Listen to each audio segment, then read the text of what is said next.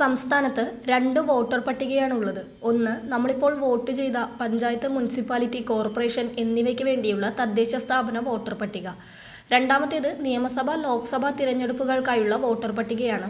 ഇതിൽ നിയമസഭ, ലോക്സഭാ തിരഞ്ഞെടുപ്പുകൾക്കായുള്ള വോട്ടർ പട്ടികയുടെ SIR അഥവാ സമഗ്ര വോട്ടർ പട്ടിക പരിഷ്കരണത്തിന്റെ ഭാഗമായി 5 മാസത്തിനുള്ളിൽ നടക്കുവാൻ പോകുന്ന നിയമസഭാ തിരഞ്ഞെടുപ്പിനുള്ള കരട് പട്ടിക സംസ്ഥാനത്ത് ഡിസംബർ 23-ന് പ്രസിദ്ധീകരിക്കുമെന്ന് അറിയിപ്പ് വന്നിരിക്കുന്നു.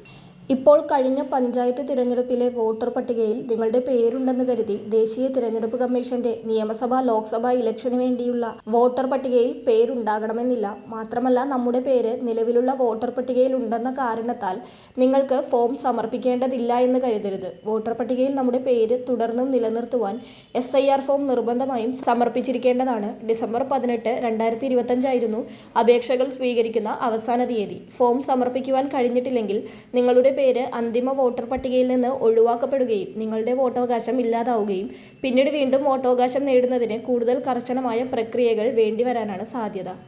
ഇതുവരെ പൂരിപ്പിച്ച് തിരികെ ലഭിച്ച എന്യൂമറേഷൻ ഫോമുകളുടെ ഡിജിറ്റലൈസേഷൻ 100%ആയി. SIR കരട് പട്ടികയിൽ നിന്ന് ഇതുവരെ പുറത്തായവർ 24.81 ലക്ഷമാണെന്ന് ചീഫ് ഇലക്ഷൻ ഓഫീസർ അറിയിച്ചു.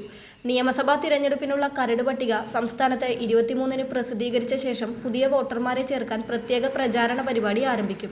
ഫോം 6 വഴി സംസ്ഥാനത്തുള്ള വോട്ടർമാർക്കും ഫോം 6A വഴി പ്രവാസി വോട്ടർമാർക്കും അപേക്ഷിക്കാം. ഓൺലൈനായി കേന്ദ്ര തിരഞ്ഞെടുപ്പ് കമ്മീഷന്റെയോ മുഖ്യ തിരഞ്ഞെടുപ്പ് ഓഫീസറുടെയോ വെബ്സൈറ്റ് വഴിയും അപേക്ഷിക്കാനാകും.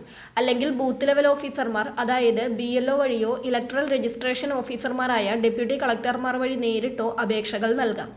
SIR പ്രക്രിയയ്ക്കിടെ 2.9 ലക്ഷം പേർ സാധാരണ വോട്ടർമാരാകാനും 15,157 പേർ പ്രവാസി വോട്ടർമാരാകാനും അപേക്ഷ നൽകിയിരുന്നെന്നും ഇവയുടെ നടപടികൾ 23-ന് ശേഷം ആരംഭിക്കുമെന്നും CEO ഡോക്ടർ രത്തൻ യു കേൽക്കർ അറിയിച്ചു. തീവ്ര വോട്ടർ പട്ടിക പരിഷ്കരണത്തിന്റെ ഭാഗമായിട്ട് ഒഴിവാക്കപ്പെട്ടവരുടെ ലിസ്റ്റ് പ്രസിദ്ധീകരിച്ചിരിക്കുകയാണ്.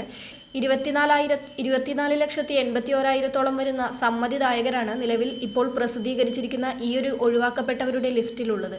നിലവിൽ വിവിധ കാരണങ്ങളാൽ ഒഴിവാക്കപ്പെട്ടിട്ടുണ്ടെന്ന് കാണാൻ സാധിക്കും. അത് കൃത്യമായി പരിശോധിക്കുന്നതിന് വേണ്ടിയുള്ള ലിങ്കുകൾ ഉൾപ്പെടെയുള്ള കാര്യങ്ങളുണ്ട്. അത്തരത്തിൽ ഈ ലിങ്ക് കമന്റ് ബോക്സിൽ കൊടുക്കുന്നതാണ്. ഈ ലിങ്കിൽ ക്ലിക്ക് ചെയ്തു കഴിഞ്ഞാൽ നമ്മളെ സംബന്ധിക്കുന്ന എല്ലാ വിശദ വിവരങ്ങളും കൊടുത്ത് നമ്മൾ ഏത് പോളിംഗ് ബൂത്തിലാണോ മുൻപ് വോട്ട് ചെയ്തിരിക്കുന്നത് അതുൾപ്പെടെയുള്ള കാര്യങ്ങൾ കൊടുത്ത് ലിസ്റ്റ് എടുത്ത് കഴിയുമ്പോൾ ഒഴിവാക്കപ്പെട്ടവരുടെ ലിസ്റ്റ് കാണാൻ സാധിക്കുന്നതാണ്. അതിൽ നമ്മുടെ പേരുണ്ടോ എന്ന് പരിശോധിക്കുക. എന്യൂമറേഷൻ ഫോം ലഭിച്ചിട്ട് അത് പൂരിപ്പിച്ച് തിരികെ കൊടുക്കാത്തവരുണ്ട്. അതോടൊപ്പം തന്നെ എന്യൂമറേഷൻ ഫോം വാങ്ങാത്തവരുണ്ട്. വീടുകളിൽ എത്തിയ സമയത്ത് സ്ഥലത്തില്ലാത്തവരുണ്ട്. അതോടൊപ്പം കണ്ടെത്താൻ സാധിക്കാത്തവരുണ്ട്. മരണപ്പെട്ടവർ, വ്യത്യസ്ത ബൂത്തുകളിലായി പേരുള്ളവർ, അതായത് പേരിൽ ഇരട്ടിപ്പുള്ള ആളുകൾ, അത്തരത്തിൽ ഒട്ടനവധി മേഖലകൾ തിരിച്ചാണ് ഇപ്പോൾ ഒഴിവാക്കപ്പെട്ടവരുടെ ലിസ്റ്റ് പ്രസിദ്ധീകരിച്ചിരിക്കുന്നത്. അർഹതയുള്ള ഒരു വ്യക്തി പോലും ഈ വോട്ടർ പട്ടികയിൽ നിന്ന് പുറത്തു പോകില്ലെന്ന് തിരഞ്ഞെടുപ്പ് കമ്മീഷൻ ഉറപ്പ് നൽകിയിട്ടുണ്ട്. അതുകൊണ്ട് തന്നെയാണ് ഈ ലിസ്റ്റ് പരിശോധിക്കുവാൻ എല്ലാവരോടും പറഞ്ഞിരിക്കുന്നത്. കാരണം ഏറ്റവും വലിയ അവകാശമാണ് തിരഞ്ഞെടുപ്പ് പ്രക്രിയയിലെ വോട്ടവകാശം. അതുകൊണ്ട് തന്നെ വോട്ടവകാശം നിഷേധിക്കപ്പെടാതിരിക്കാൻ തീർച്ചയായും ഇക്കാര്യങ്ങൾ ശ്രദ്ധിക്കുക. ആദ്യഘട്ടത്തിലെ കരട് ലിസ്റ്റ് പ്രസിദ്ധീകരിക്കുന്നത് ഈ മാസം 23-ാം തീയതിയാണ്. 23-ാം തീയതി ലിസ്റ്റ് പ്രസിദ്ധീകരിക്കുമ്പോൾ അത് കൃത്യമായി നമ്മൾ നോക്കിക്കാണണം. അത് കൃത്യമായി പരിശോധിച്ച ശേഷം എന്തെങ്കിലുമൊക്കെ ആക്ഷേപങ്ങളും പരാതികളും ഉണ്ടെങ്കിൽ നമുക്ക് അത് സമർപ്പിക്കാനുള്ള അവസരമാണ് 2026 ജനുവരി 22-ാം തീയതി വരെ ഉള്ളത്. ഈ സമയത്തിനിടയ്ക്ക് നമുക്ക് കൃത്യമായി അപ്പീലുകൾ നൽകുകയും ആക്ഷേപങ്ങളും പരാതികളും ബോധിപ്പിക്കുകയും ചെയ്യാം. അതിനുശേഷം അന്തിമ വോട്ടർ പട്ടികയെല്ലാം പ്രസിദ്ധീകരിക്കുന്നത് പിന്നീടായിരിക്കും. അതായത് 2026 ഫെബ്രുവരി 21-ാം തീയതിയാണ് അന്തിമ പട്ടിക പ്രസിദ്ധീകരിക്കുമെന്ന് അറിയിച്ചിരിക്കുന്നത്. ഇതുകൂടാതെ തന്നെ പുതുതായി, അതായത് 18 വയസ്സ് പൂർത്തിയാകുന്നവർക്ക് രജിസ്ട്രേഷൻ ചെയ്യാനുള്ള നടപടിക്രമങ്ങളെല്ലാം ഇതോടൊപ്പം തന്നെ ആരംഭിക്കുന്നതായിരിക്കും. ഇപ്പോൾ ആദ്യഘട്ടത്തിൽ നമ്മൾ ശ്രദ്ധിക്കേണ്ടത്, നമ്മളിൽ ആരെങ്കിലും അർഹതയുണ്ടായിട്ടും പേരിപ്പോൾ ഒഴിവാക്കപ്പെട്ടിട്ടുണ്ടെങ്കിൽ കൃത്യമായി ഇത് പരിശോധിക്കണം. അതിനുവേണ്ടിയാണ് പ്രത്യേകമായി സർക്കാർ ഓപ്ഷൻ നൽകിയിട്ടുള്ളത്. ഇപ്പോൾ ഈ ലിങ്കിൽ ക്ലിക്ക് ചെയ്ത് നിങ്ങളുടെ ഡീറ്റെയിൽസ് കൃത്യമായി പരിശോധിച്ച് നിങ്ങളുടെ പേരുണ്ടോ എന്ന് പരിശോധിക്കുക. പേരില്ല എങ്കിൽ നമ്മൾ സേഫാണ്. 23-ാം തീയതി വരുന്ന കരട് ലിസ്റ്റിൽ നമ്മുടെ പേരുകൾ തീർച്ചയായും ഉണ്ടാവും. SIR കരട് പട്ടികയിൽ നിന്ന് ഇതുവരെ പുറത്തായത് 24.81 ലക്ഷമാണ്. ഇതിൽ മരിച്ചവർ 6.49 ലക്ഷമാണ്.